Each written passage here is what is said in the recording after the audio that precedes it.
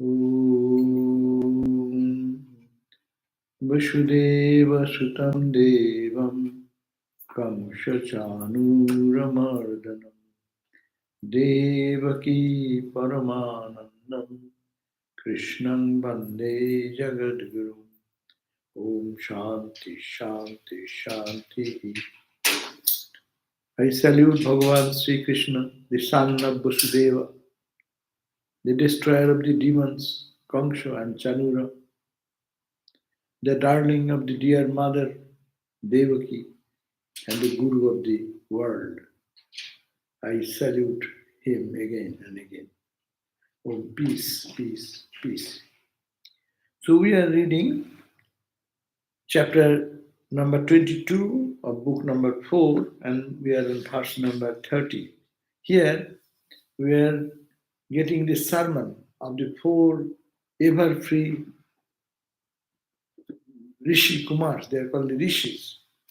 They are all ever young because they live in God consciousness all the time.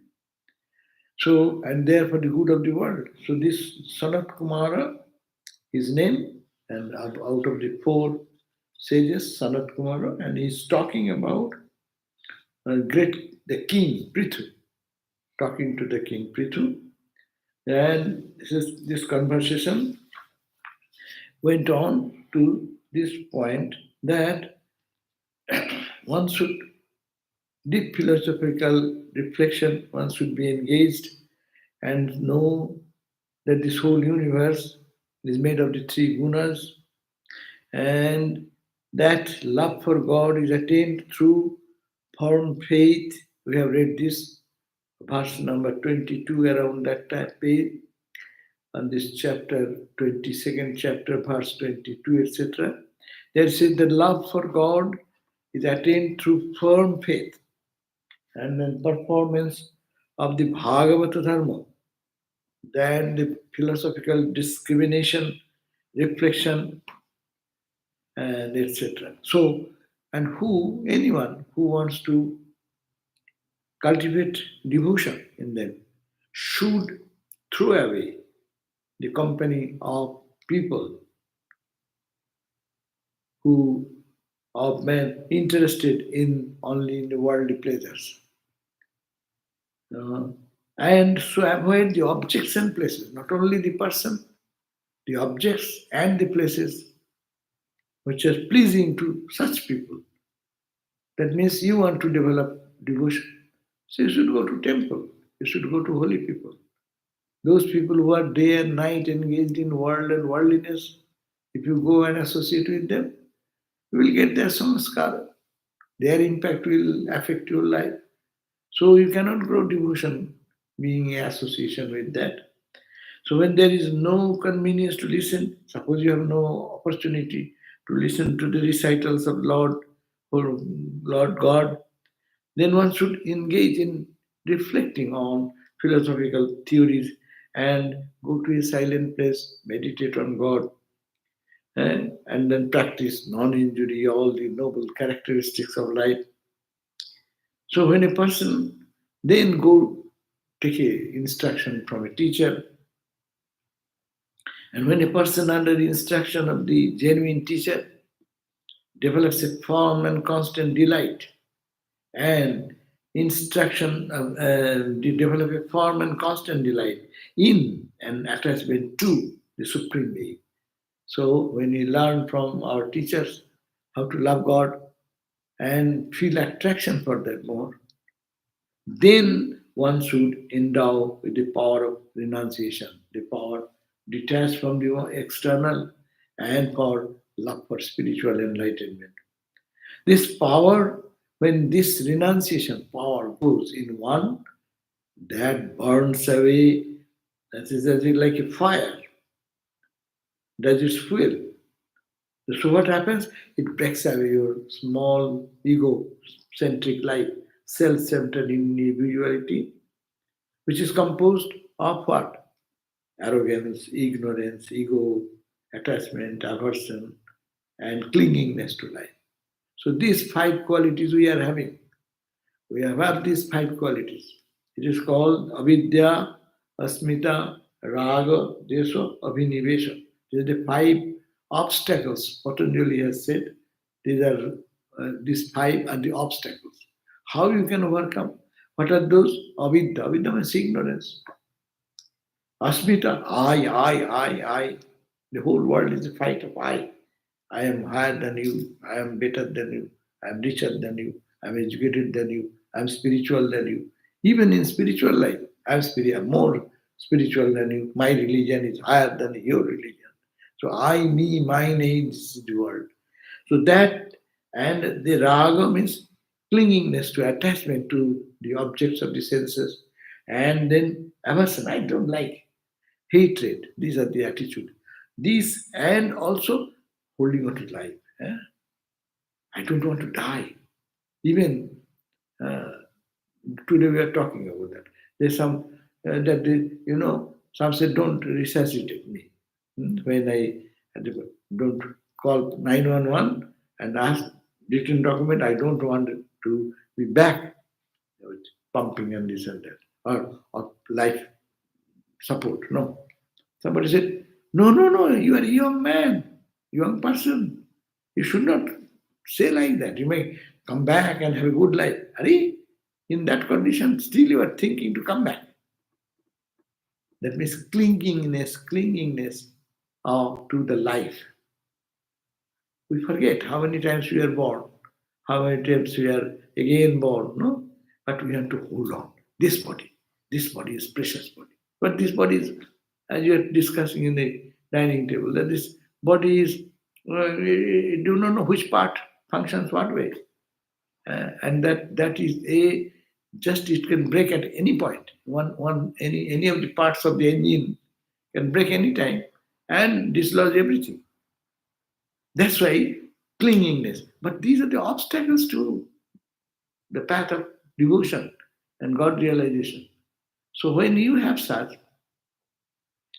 so practice spiritual discipline, the instruction of the teacher, and with this devotion, when one practices, that generates one power. That's why spiritual practice generates power. You know, when you see that so many people come in this country or anywhere and become extraordinarily attractive people, we have to understand they have generated that power of tapasya, austerity. Spiritual practice you do, it can liberate you. If you don't use it for liberation, it can make you powerful. See how many people will be thronging around you and then bringing money, bringing wealth, and say hi, ha, ha, ha. Huh? But then after a few days you die, boom. Who remembers whom?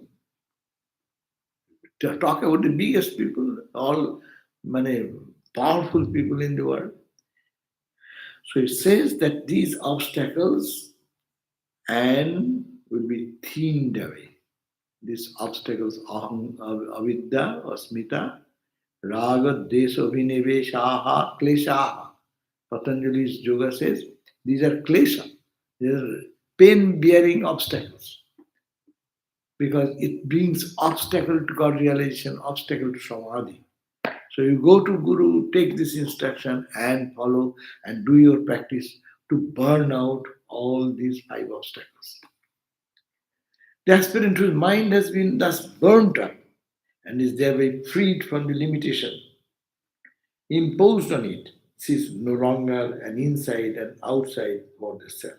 So he sees inside is God, outside is God. When you can burn all these five obstacles, then obstacle free means you see truth. So you see inside God, you see outside God. These are, see how Sanat Kumar's lessons is a wonderful teaching.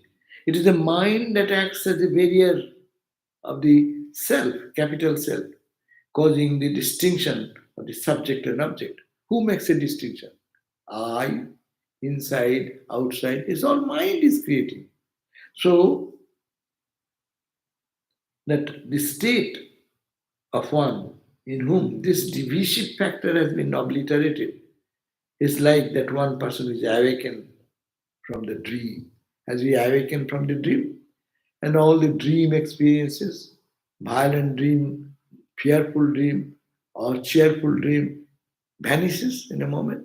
So it is like a dream. It is only when there is this medium of the mind that one feels through that medium the distinction between the object and the subject, the instrument and the light.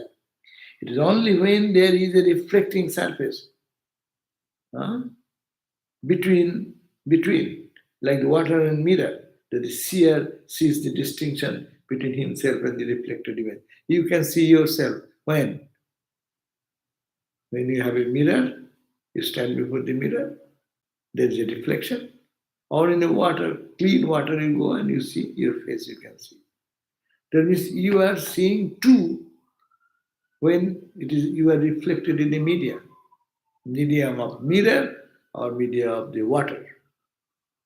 Now, here, what is the media? Why I see myself and you and all these things? Here, mind is the mirror. So, whole philosophy of Raja Yoga talks. Mind is the mirror, and mind clean the mind. Clean every day we chant in the morning.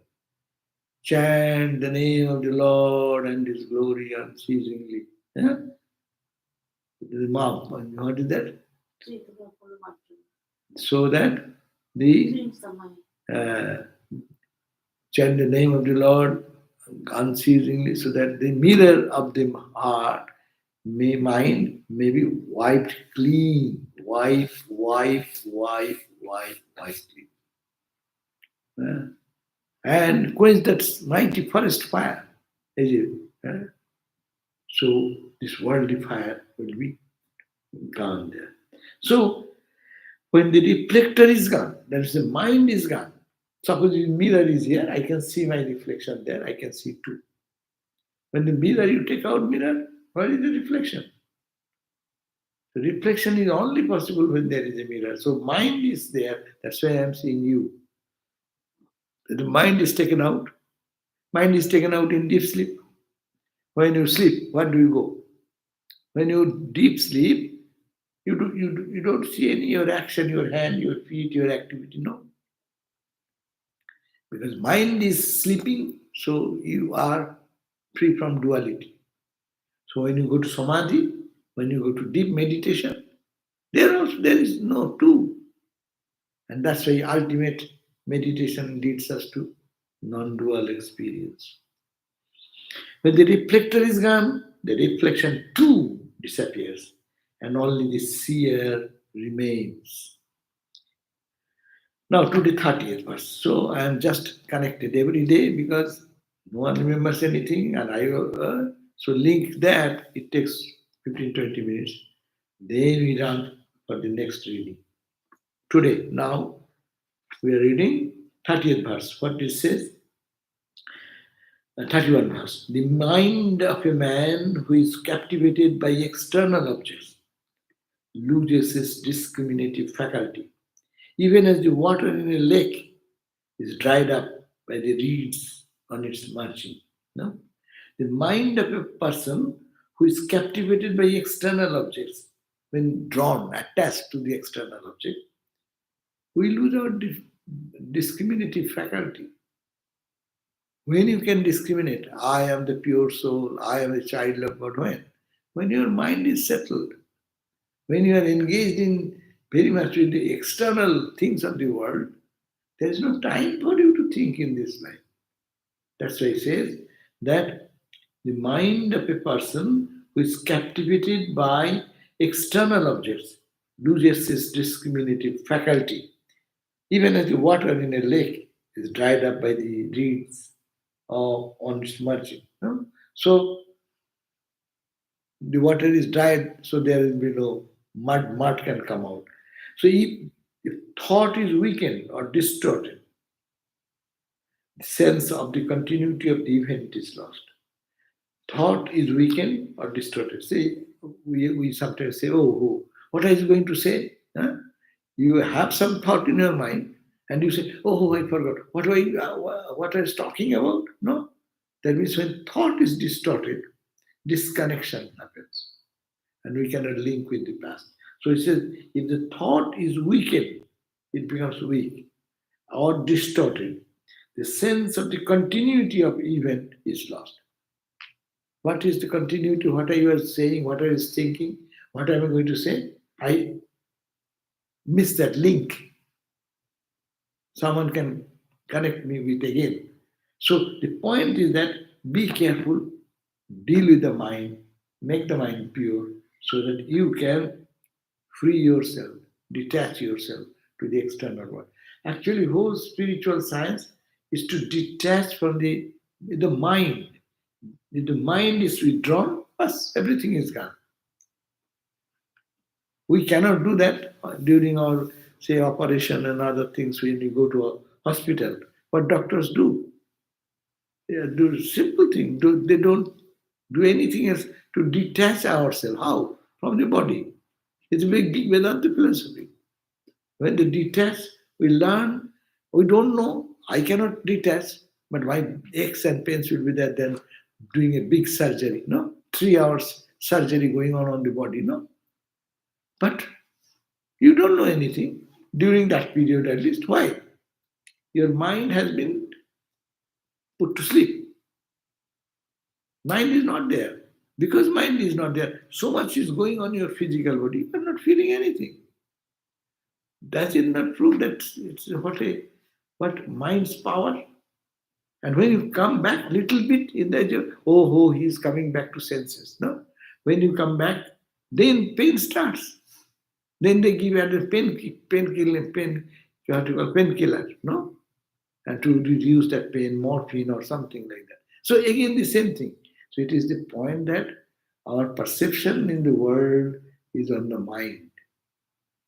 So Sanat Kumar says, if thought is weakened or distorted, the sense of the continuity of events is lost. If that is lost, continuity of the thought is lost, intelligence is forfeited. That means you have no brain working. So he is okay, nowadays we call dementia. Dementia. What is dementia? Forgetfulness. Forgetfulness. What is forgetfulness? You forget the link of the old and the now. We forget what I was talking as they said. Oh, I went that side. What did I come for? No? In old age, it happens to many people. He was just doing something and went somewhere. And why did he come? Oh, I could not remember. No? That means this is, your mind is not functioning there. It's lost continuity. Lost continuity, your thought discontinued. Then, oh, she does not know where she is, or he does not know in this condition where he's walking. And see, that is the mind, continuity of the mind. Mind is lost. The intelligence, well, we call it is an intelligent person. No, you just say like that. He understands. He's a very intelligent guy. No, intelligent means see that power to hold the minor movement of the mind, understanding, continuity of the understanding. More you can see that, more intelligent you are. Swami Vivekananda could go in one place and in a split second understand everything what is going on there. And for us, we live there 1 year. I don't know if there is a bathroom. Where is the bathroom? Somebody says, oh, bathroom, you are searching. You are, how long you are here? So many years. Oh, yeah, I do not know where is the bathroom. Hari?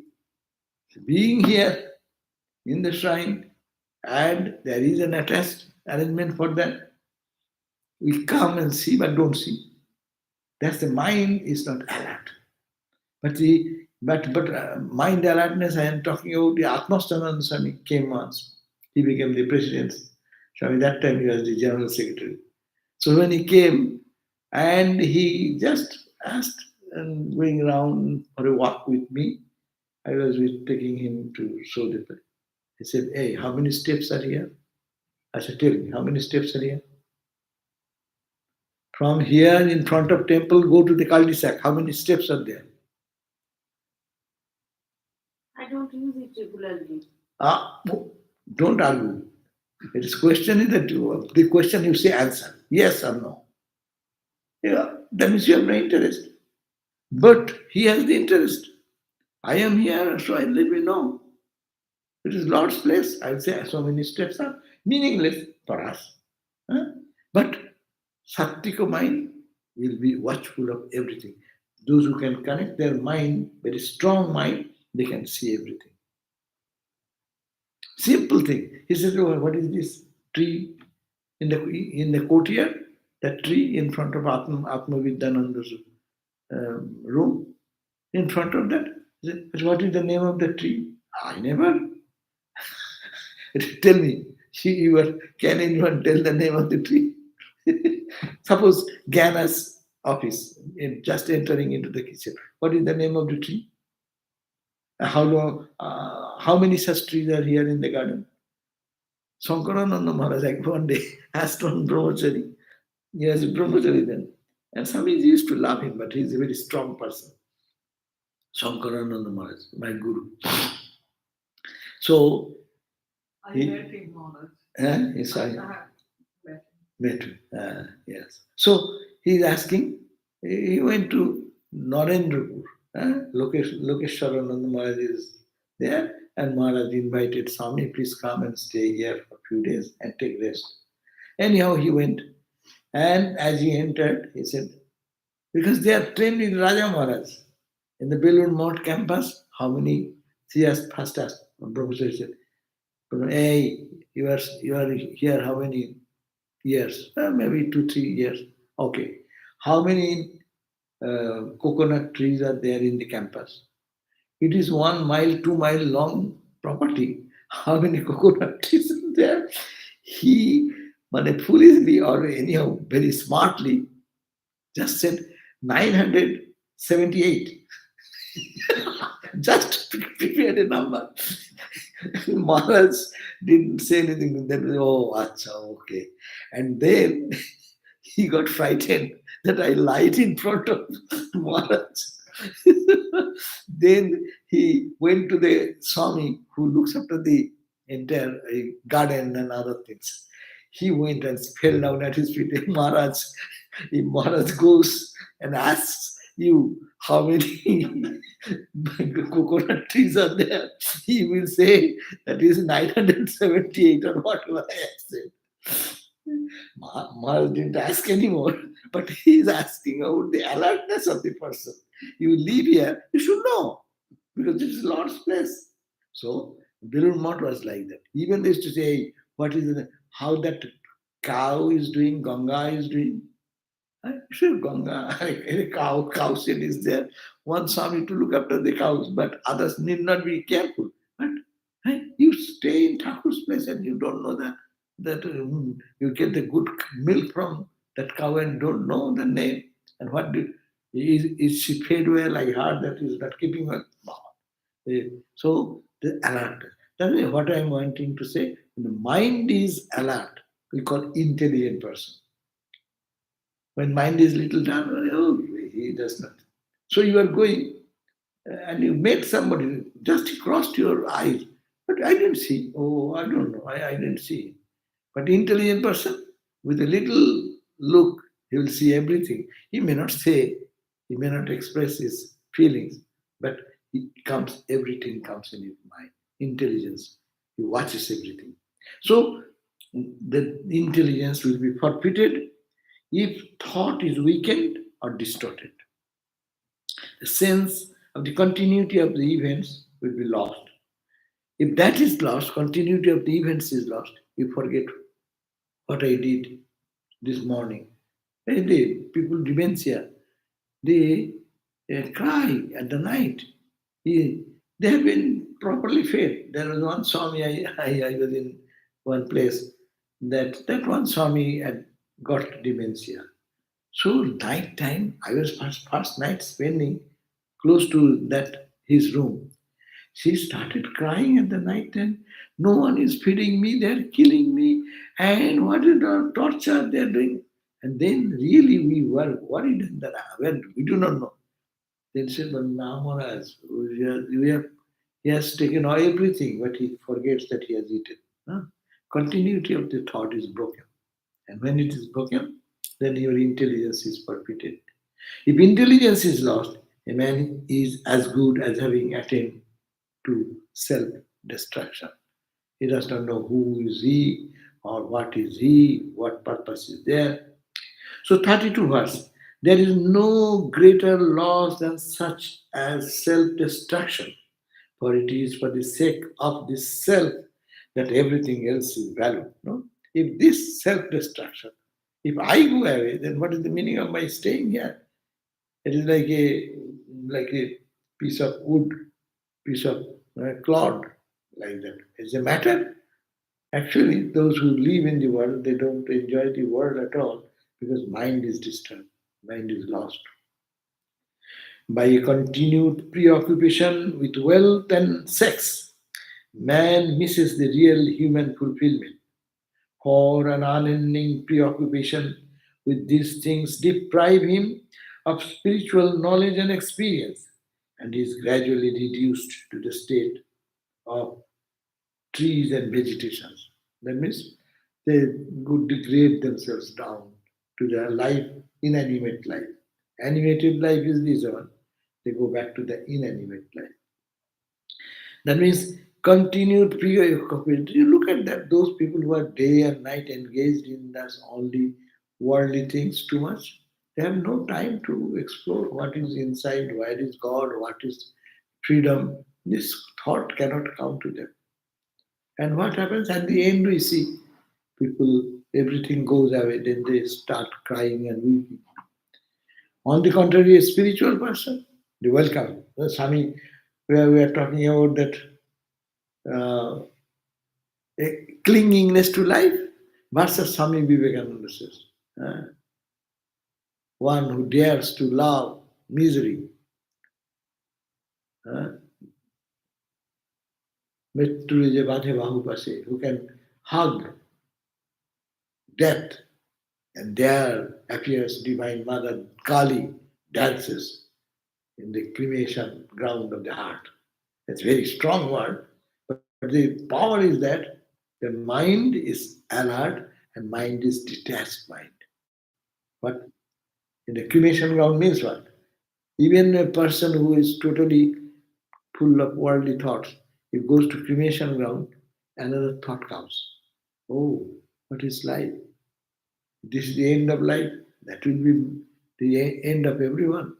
So that awakens detachment from the world. So it says, for an unending preoccupation with these things deprives him of spiritual knowledge and experience, and is gradually reduced to the state of vegetation, life of vegetation. One who aspires to overcome the thick darkness of ignorance should never seek contacts that are contrary to the fourfold end of life: dharma, artha, kama, and moksha. That means one who aspires to overcome the thick darkness of ignorance. We are in ignorance and we want to get out of this ignorance, then we should never seek contact that are contrary to our fourfold goals.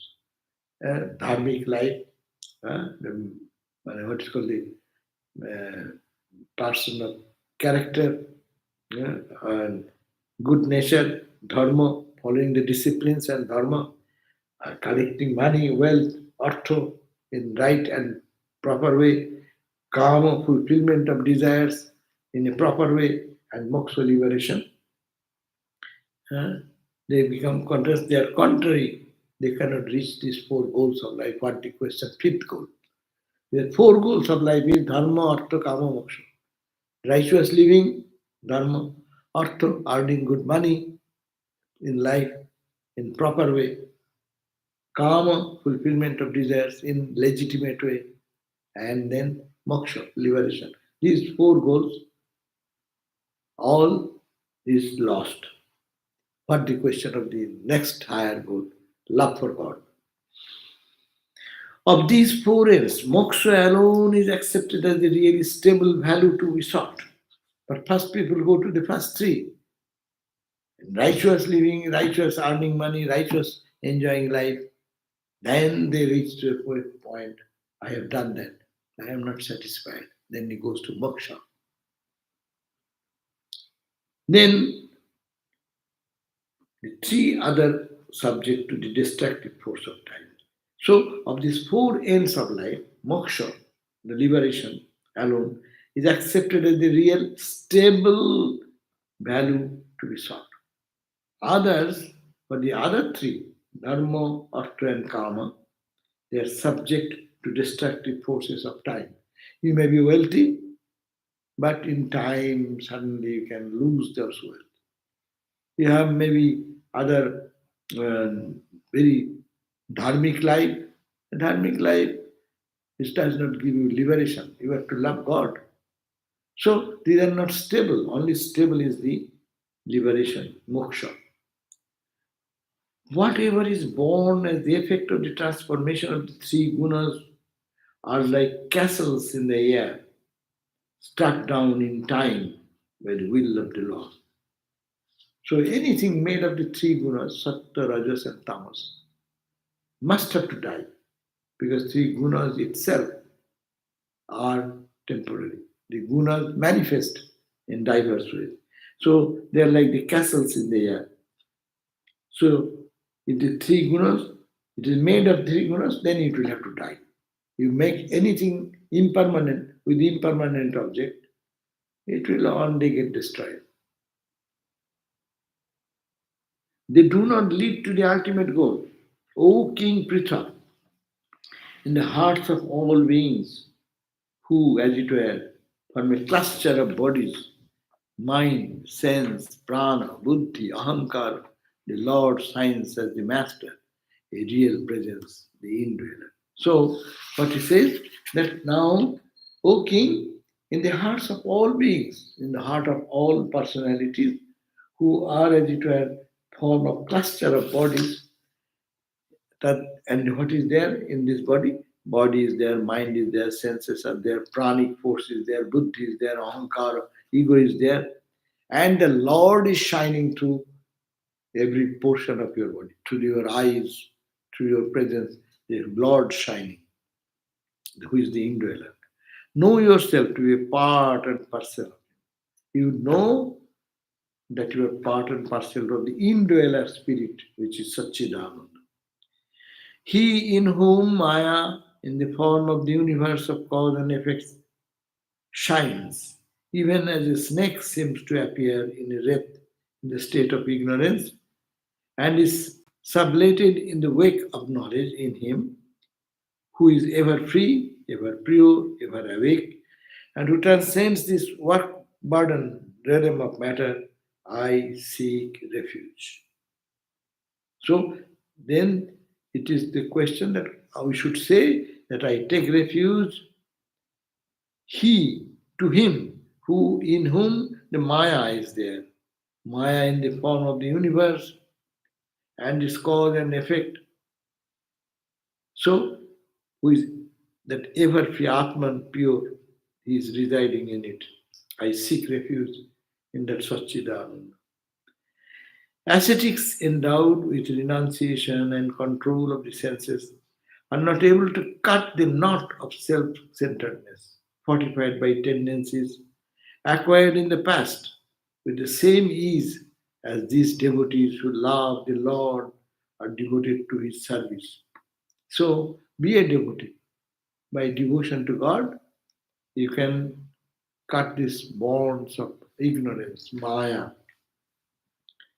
Therefore, practice devotion for Vasudeva. So the conclusion is that love God and practice the path of bhakti. Because it is a bhakti book, it is emphasizing you will reach the same goal, your attachment for the world will go away, and you take refuge in God. Without the capital as the boat, it is very difficult for one to cross the ocean of samsara. For those who attempt to do so, the crocodiles of six passions make it well nigh impossible. Therefore, taking the Lord's Srihari's worshipful feet as your boat, cross the ocean of samsara, which is so full of suffering and so difficult to cross. So that was the last address of Sanat Kumara. Sanat Kumara said, practice bhakti, your mind will be pure, and mind purified, you will feel the presence of the Lord, and then the Satchidananda will shine forth in your heart, and you will cross the ocean of birth and death. So 40th verse says so. Now the narrator is saying, Maitreya said, being thus instructed by Sanat Kumara, who is the son of Brahma and the knower of Brahman also, having realized through that instruction, then this king is praising Sanat Kumara for this advice. And he is praising his guru, Sanat Kumara, that I got so much from you. Thank you. It's thanksgiving. Thanksgiving from 42 verse. 42 verse. The king said, Pritha, the king Prithu, he said, the merciful Lord Hori had given me his blessings long ago. O great sage, it is to complete that divine mercy that you have come to me. Your merciful selves have now actually brought fulfillment to that blessings. My body and my kingdom are only the remnants of what holy men have returned to me as blessings after I had given all my belongings to them. So, what can I offer to you, O Sanat Kumar? O great one, I have already made an offering of all that I have, my life, my spouse, child, estate, utensils, kingdom, army, farms, treasury, etc.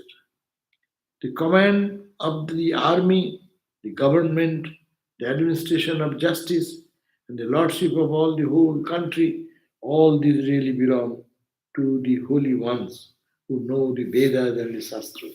See the greatness of India. The king is praising a holy person that this land, property, building, all the army, all the treasury, it belongs to you. I am your servant only. That's why always you see Hindu society has Kshatriya, over it there is a Brahmin sitting over there, man of wisdom.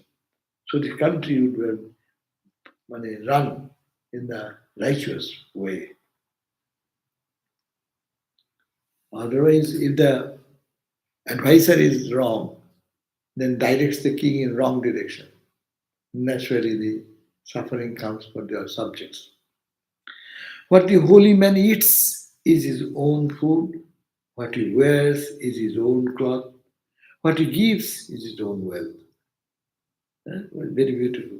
That the holy people, real holy people, what they do, what he wears is his own cloth. Whatever he has, he wears that cloth. And he eats his own food, whatever he gets. But what he gives the wealth of spirituality. He is the owner of everything. But the food that the Kshatriyas and others eat is only what the holy man gives them as a gift. So you, knowers of the Veda, who in the course of your spiritual discourse have so effectively expounded the supremacy of Bhagavan Krishna, will have to be satisfied with the thought that you have done this good deed prompted by your mercy. For I have nothing with which to compensate you for your spiritual service beyond offering my salutation. I have nothing more I can give, everything belongs to you. I offer my salutation only for giving this beautiful advice, O Sanatana, Sanatana. To do anything more would be ridiculous since my debt to you is beyond measure. So that's the gratitude. Sanat Kumara gave that advice, and so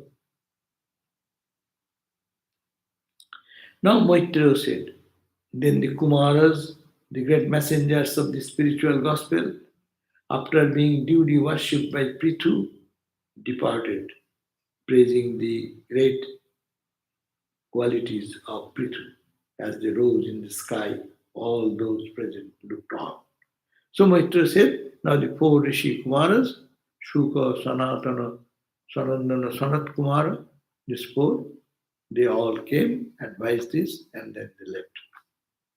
Now the king Prithu, his greatness. What is the greatness? Verse number 49, page 405.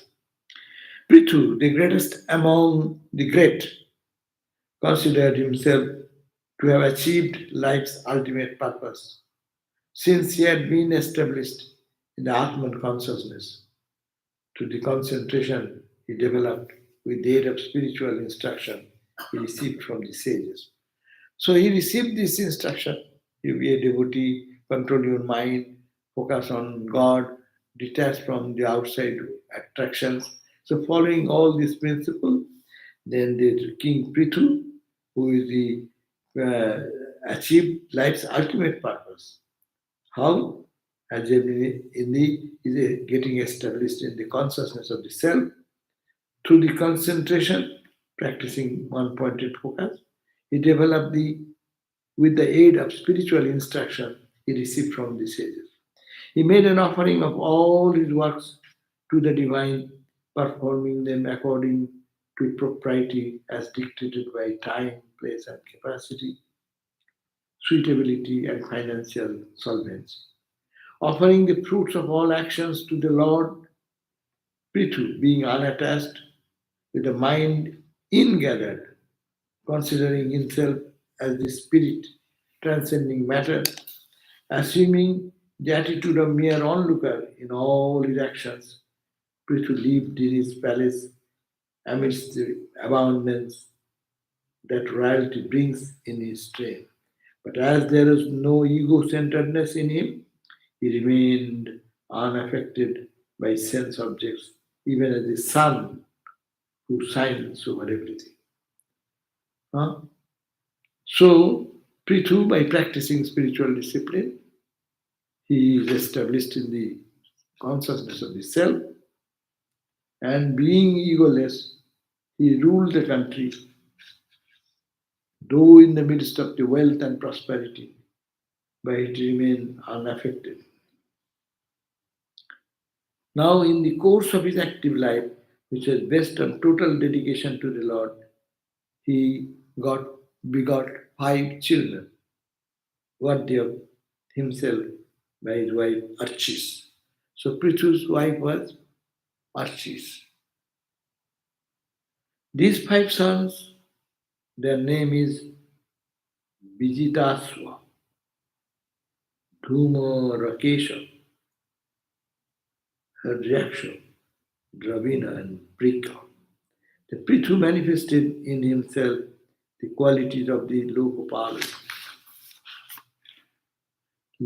Like Soma, the duty of the moon, Prithu, the divine king, under the guise of an earthly ruler, worked for the perfection of the world, with his mind ever devoted to the Lord, and delighted his subjects with his thoughts, words, deeds, and with gentleness of his personality.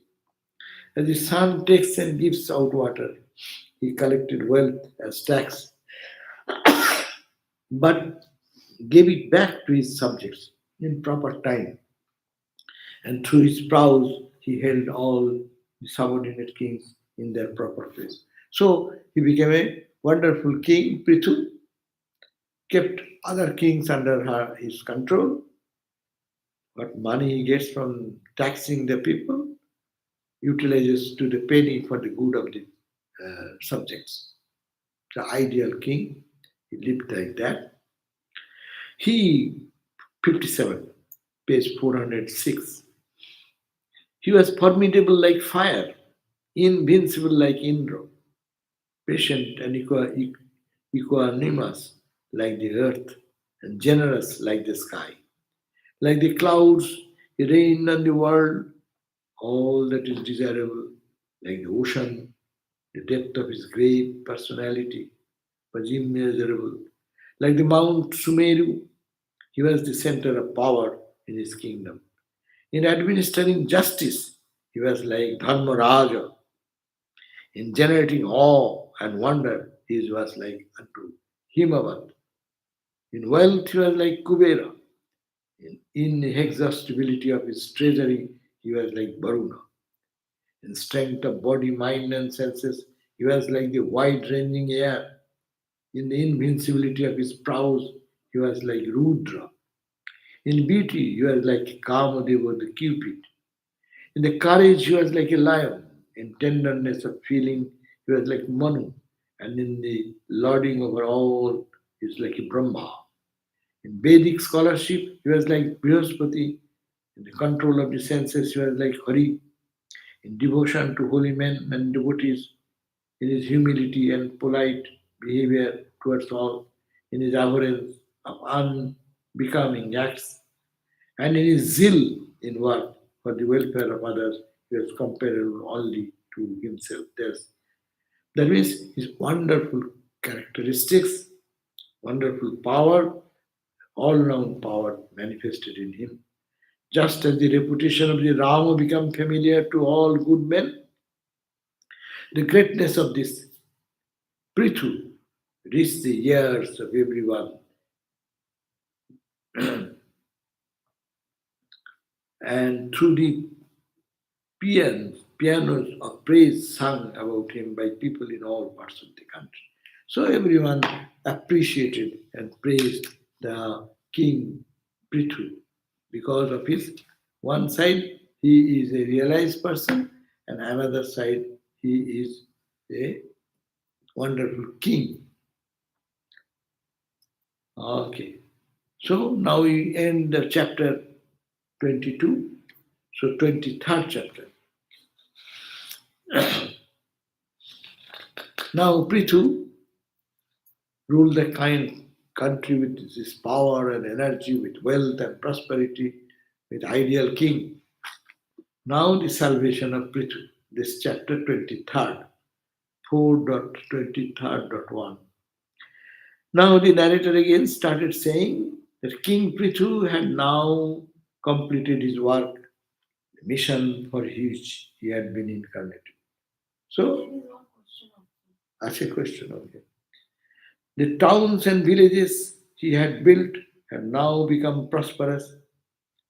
Prithu, as a king, had provided means of livelihood for all living beings. He had, for education of his subjects, set an example of righteous living.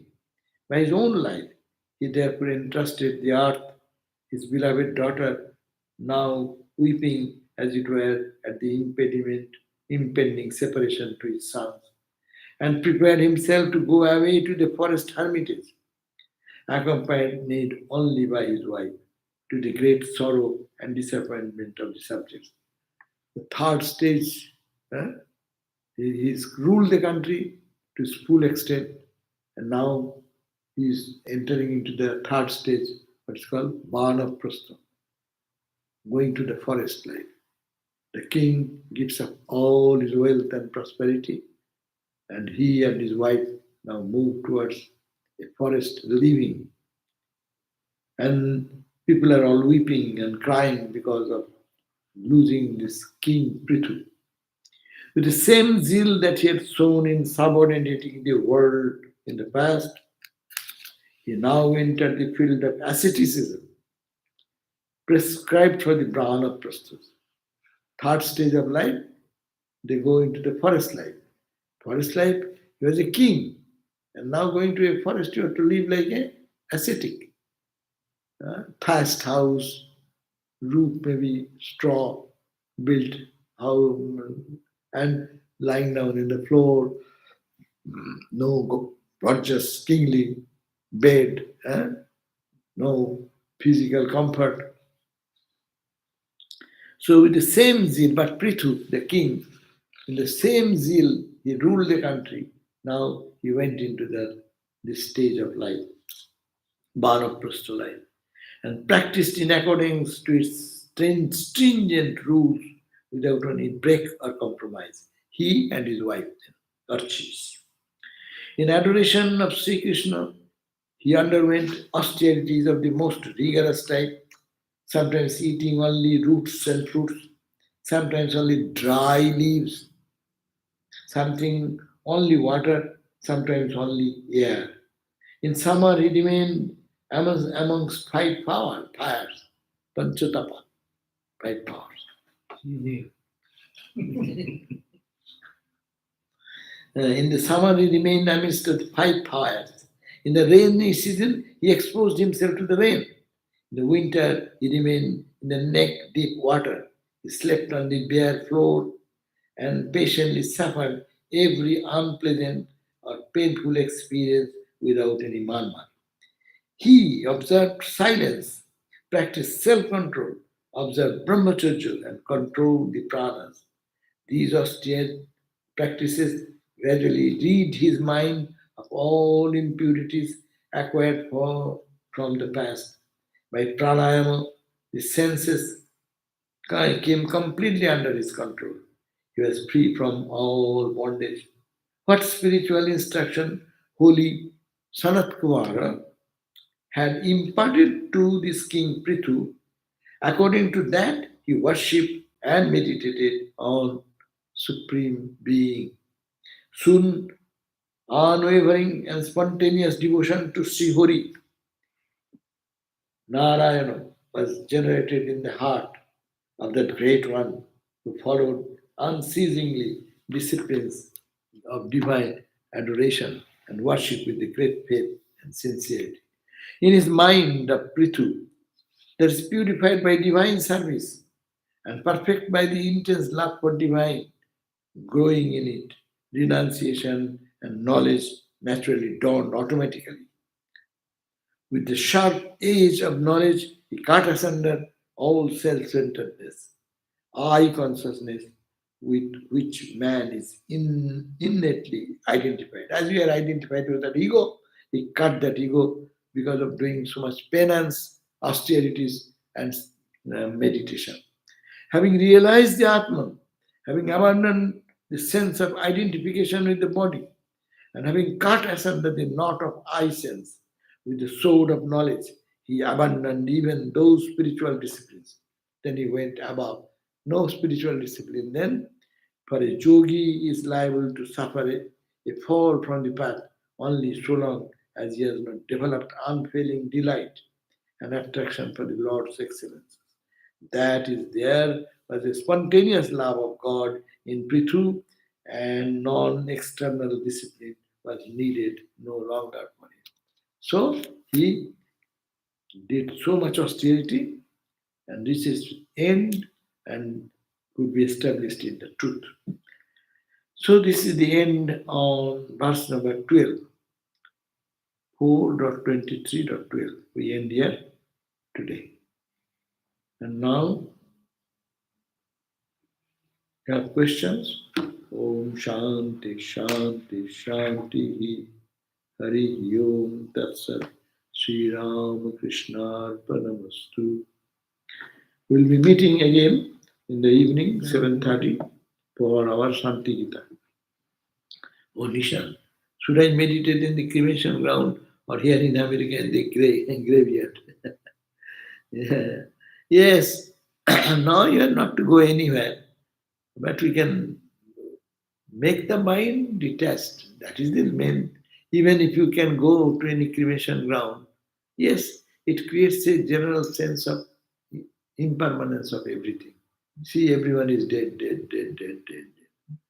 I will also die. I will also die. No?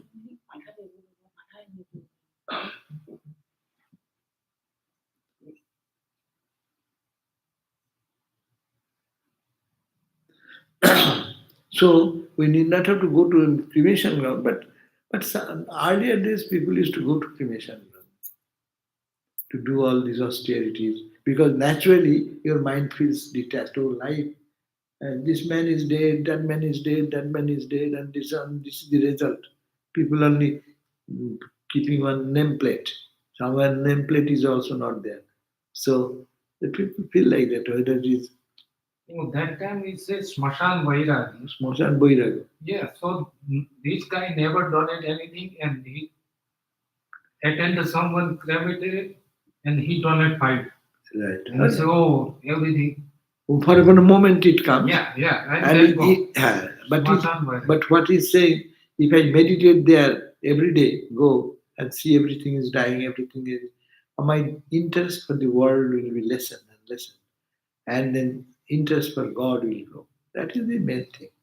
That is Mashana Vairagya, as you are saying. Thakur also said that is momentarily that renunciation comes and goes away. There is also possibility like that just to be there in the graveyard or cremation ground, If you don't do discrimination, people are walking there. Every day they are seeing it. They are seeing, But they they are get immune. immune. They even the those who are serving and putting the dead body into the fire every day. That is nothing for them. They think it's my duty. That's duty and earning money for my survival. So it is not that is the mindset. When we get a momentary renunciation, spirit of renunciation comes, momentary. If you can hold on to that and feel the mortality of the bodies, anyone is born is basically it will turn into Holy Mother said, whatever you may be, but it is ultimately all ends in 1.5 pound of uh, ashes. Whatever you do, big, small, one day that is the conclusion. So if you think, then every day, and sadhus should think like that, then it's momentary, it is temporary. So what are you doing okay. But every day, that's why I say, think of those who are highly spiritual people, they say, think of death every day. Any moment you are gone. So what will you, what asset will you carry with you? How much closeness you become with God, and how much close you become in the world. Even you are attached to the world, everything will have to live here. You cannot take anything from here. Whatever you collect, whatever you see, whatever you accumulate, nothing you can take. Your name, fame, or your good name, bad name, criticism, everything, all remains. You go alone. So that is the renunciation. That type of thought is possible for those souls. They can take advantage. Not going there only will do, but this, it is the detachment attitude. Okay, so we'll see you again. Om Shanti Shanti Shanti. Ram Krishna Arpanamastu. One question. No. So you say about anger. Even Sanat Kumar, they are beyond the Jivan Mukta. They also gave cards to Jai Vijay. Anger is not easy to control. No, they control. They say that if they realize so, what they do, that they are only for the good of others. Their karma, bad karma, samskara to wipe out quickly. They show that anger and anger affects them. But that which would have been the karma which they have to go for 20, 30, 40 lives is shortened in this one life. So these are some explanations.